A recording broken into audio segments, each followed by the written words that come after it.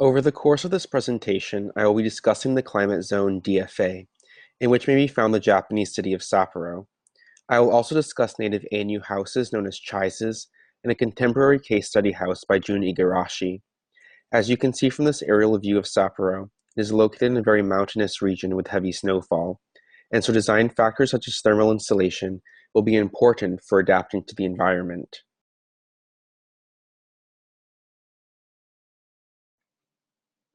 The DFA climate zone can be seen here in the dark purple spots. It is most commonly found in southern Siberia and in the northern portion of the American Midwest around the Great Lakes. However, small pockets exist elsewhere, such as in northern Japan, in the mountainous portions of Honshu, and the southern tip of Hokkaido.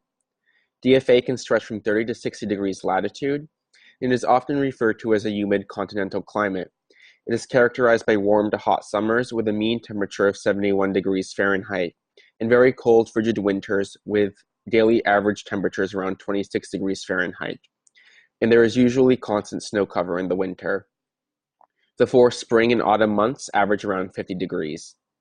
The biomes best suited for DFA are coniferous and temperate deciduous forests and temperate grasslands. As we can see on the map of Japan, Hokkaido is the northernmost of the Japanese islands, and it was the last to be colonized by the Japanese government, beginning in the late 1500s but taking off in the 1800s with the backing of the Meiji government and American technical support. Hokkaido is a mountainous region with many rivers radiating outwards in all directions from the center. Hokkaido, though, even though it is volcanic, had been inhabited much longer than the colonization, beginning around 11,500 BCE, when humans followed moose and reindeer over connecting land bridges from the Asian mainland. Throughout history, various human cultures emerged, most notably the Jomon culture, which later evolved into the Ainu culture, which is heavily dependent on the black bears, deer, and salmon of the region.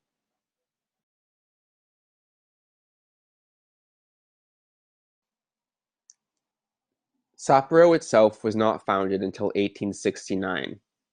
It was founded as an agricultural base for the Japanese hoping to exploit Hokkaido's natural resources, such as salmon and lumber. American advisors were sent to Hokkaido to help plan the city and advise on agricultural and technical reforms. Since then, the city has steadily grown. In the 1970s, it surpassed the 1 million mark, and in 1971, its subway opened. A year later, it was the home of the Winter Olympics.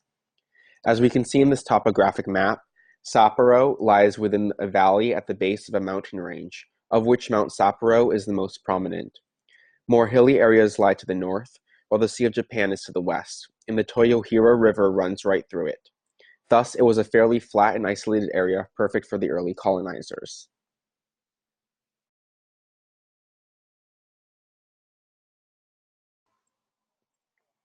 Today, Sapporo has a population of 1,189,000 persons, spread over a surface of 1,121.12 kilometers squared.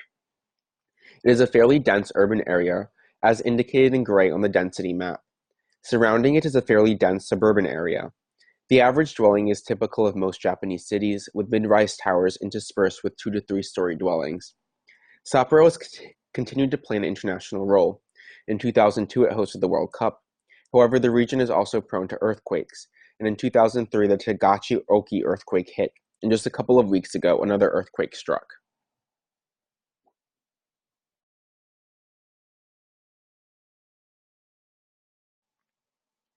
In terms of its specific climate, Sapporo is a generally cold and cloudy city. The winter lasts from November until April, with temperatures averaging between 20 and 30 degrees Fahrenheit. February is the coldest month and temperatures can reach 0 degrees Fahrenheit. The summer, though, is fairly warm. August is the hottest month with temperatures averaging in the mid-70s but able to reach 90. Cloud cover is also rather dense. There is rarely a cloudless day in Sapporo, and the average cloud cover falls around 70% of the sky. Direct horizontal illumination thus rarely exceeds 2,000 lumens, and the direct horizontal radiation averages around 50 British thermal units per square foot. Therefore, it is not a very sunny city.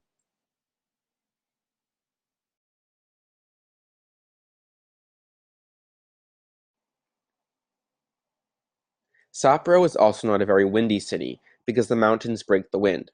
Average velocities are low, between 5 and 10 miles per hour. Ground temperature also varies throughout the year, with deeper samples being warmer in the winter and cooler in the summer. This was vital for pre-Anu Jomon peoples, who built pit houses to insulate themselves in the cold late Ice Age. As mentioned earlier, Sapporo is not a very sunny city, especially in the winter months, where sun shading is almost entirely unnecessary.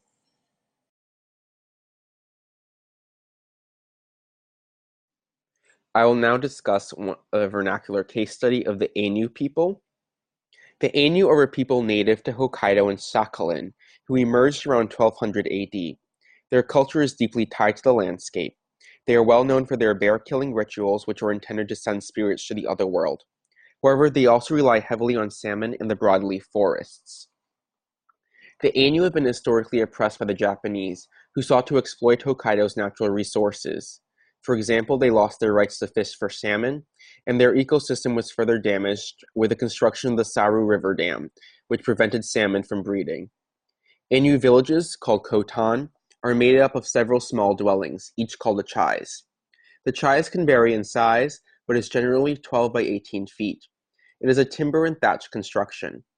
As can be seen in this illustration from the early 1800s, the roof is built separately from the walls, and then collaboratively lifted up onto the posts and covered in thatch. Total construction takes 3 to 7 days. The house itself is a simple rectangle, with an entrance porch and lean-to storage area. Directly across from this, facing east, is a window called the Ruran Poyar, or God's Window. Immediately outside of it is an altar. Thus, their homes also serve as religious spaces. The hearth is located in the center of the dwelling, and to the south are 2 windows or kitchen entrances. The south wall is also removable for when they need to bring in large amounts of fish or to do work. The northeast corner is a raised platform that holds the family's treasures. The south-facing windows allow natural light to flood the working spaces. Meanwhile, the hearth radiates warmth throughout the chais.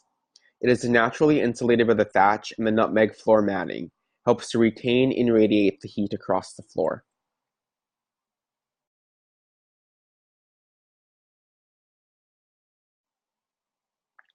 This section demonstrates again how the thatch, often made of bamboo grass, and the Japanese nutmeg matting insulate the hearth's heat. The east-west orientation of the house also permits cross-ventilation from the entrance to the sacred window. Small openings in the roof also allow smoke ventilation from the hearth. Thus, this simple dwelling's primary purpose is to provide warmth in the cold winter months using natural resources.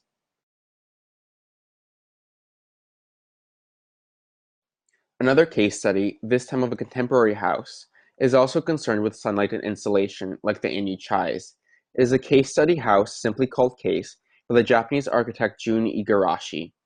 It was constructed in 2011 through 2012 on the edge of Sapporo.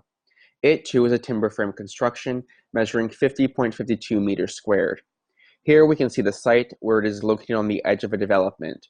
The interior is defined by varying mezzanine levels, connected by 2 curving staircases overlooking a large central living space.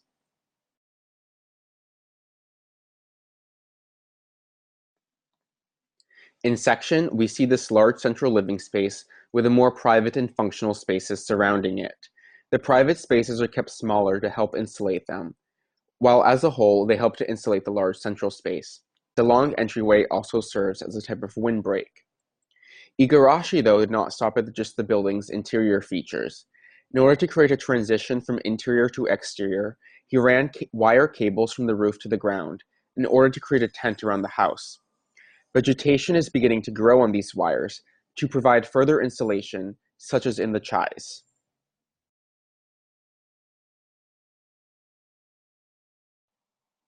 While the central living space lacks its own windows, large openings in the private area's walls allow natural light to filter across the entirety of the house and throughout all of the mezzanine levels. There are many windows, which vary in size in order to filter in light. In plan, we can see the extent of the hanging vegetation around the house and the long entranceway that serves as the windbreak.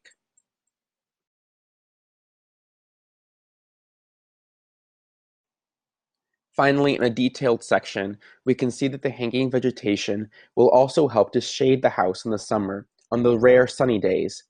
It extends the living space outwards and will provide a cooler outdoor space in the hot summertime.